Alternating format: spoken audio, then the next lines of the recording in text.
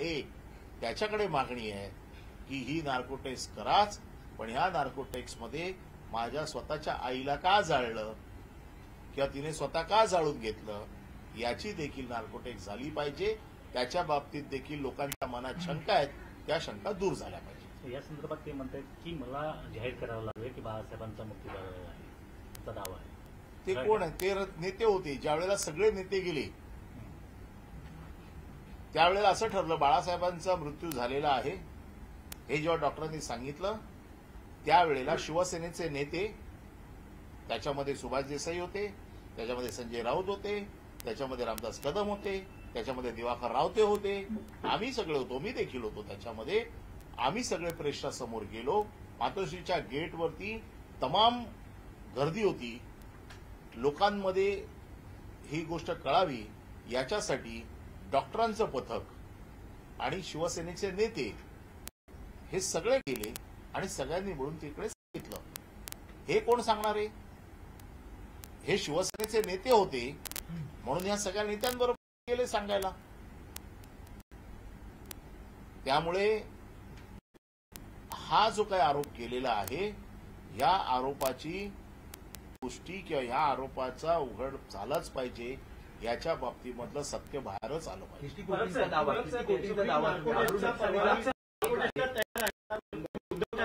त्यांची स्वतःची narco taste करा असं म्हटलेलं आहे. आमची पुन्हा सांगतोय, मी शिवसेनेची अधिकृत भूमिका सांगतोय, दोघांची नार्को टेस्ट करा, पण त्याच नार्को टेस्टमध्ये माझा आता आक्षेप असा आहे, जसं रामदास कदमने सांगितलं तर नार्को टेस्ट करा. मग मी आता शिवसेनेचा आमदार म्हणून सांगतोय की 1993 साली ज्योती रामदास कदम यांनी स्वतःला जाळून घेण्याचा प्रयत्न केला का त्यांना जाळण्याचा प्रयत्न केला याची देखील नार्को टेस्टची मागणी मी करतोय. मुख्यमंत्र्यांनी ह्या सगळ्या नार्को टेस्ट मान्य कराव्यात. परब साहेब, रामदास कदम जे म्हणाले की 2 दिवस पार्थिव मातोश्रीत होतं आणि दुसरा हाताचे ठसे घेतले गेले, तर हे नेमकं काय प्रकरण आहे? असं काही घडलं आहे का? 100% खोटं आहे. मला एक गोष्ट सांगा की बाळासाहेबांना भेटायला असंख्य गर्दी होती. बाळासाहेबांना भेटायला असंख्य लोकांची गर्दी होती. तुम्ही सगळे प्रेसवाले आहात. कुठलीही बॉडी 2 दिवस अशी ठेवता येते का?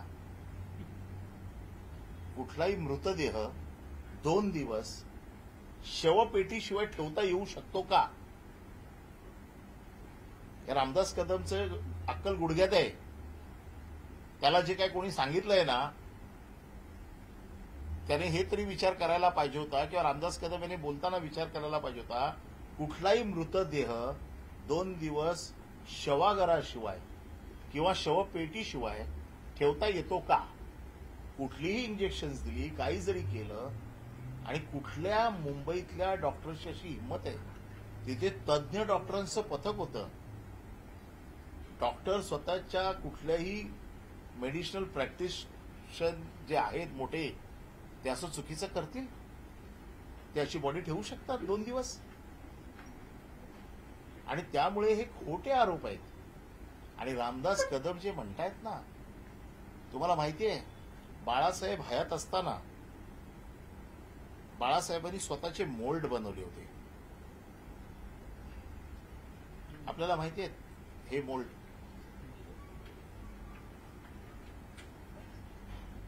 हे बाळासाहेबांच्या हयातीत बाळासाहेबांनी स्वतःच्या हाताचे मोल्ड बनवले होते.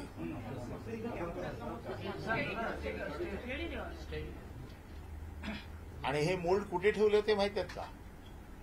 आपल्याला माहित असेल, सहाराचं जे स्टेडियम झालं अंधेरीला सगळ्या क्रिकेट प्लेयर्सचं, त्यावेळेला हे मोल्ड तिकडे बनवले होते बाळासाहेबांच्या हयातीत. त्यानंतर हे मोल्ड उद्धव ठाकरे यांच्या मुख्यमंत्री निवासी वर्षा बंगल्यामध्ये जिथे उद्धव ठाकरे बसायचे त्याच्या पाठीमागे ठेवले होते. हे मोल्ड बाळासाहेबांच्या हयातीत बाळासाहेबांनी बनवलेले मोल्ड आहेत. अच्छा, म्हणजे तो जो संदर्भ उद्धव ठाकरेंनी दिला की मी ठसे घेतलेले, तो हा मोल्ड आहे. हा मोल्ड आहे. याला ठसे नाही म्हणत, हा मोल्ड असतो. अख्खा पूर्ण पंजाचा मोल्ड आहे. रामदास कदम याचं शिक्षण थोडं कमी आहे, मोल्ड आणि ठशामधला. आणि रामदास कदम यांचा आरोप आहे की बाळासाहेब गेल्याच्या नंतर त्यांचे ठसे घेतले. बाळासाहेब गेल्याच्या नंतर ठसे घेतले हा त्यांचा आरोप आहे. असे कुठले ठसे घेतले असतील, त्याचा उपयोग काय झाला, अशा ठशांचा काय उपयोग होतो? ते म्हणतात स्विस बँकेतून पैसा काढण्यासाठी. स्विस बँकेची पद्धत रामदास कदमला माहिती आहे का? रामदास कदमचं अकाउंट आहे का तिकडे स्विस बँकेत, की अशा प्रकारचे ठसे घेऊन स्विस बँकेतनं पैसे येतात? अहो, कमीत कमी आपण मीडियाच्या लोकांनी तरी असे प्रश्न विचारायला पाहिजे की स्विस बँक